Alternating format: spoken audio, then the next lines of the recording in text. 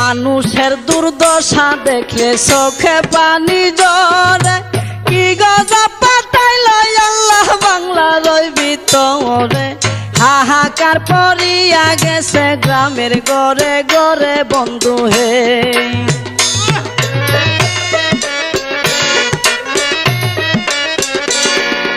কেহ কান্দে বাতের লাগি কেউ কান্দে চিল্লাইয়া কুলের শিশু মইরা গেছে পানিতে ডুবিয়া সহায় সম্বল কাইরা নিছে কি হবে বাঁচিয়া বন্ধু হে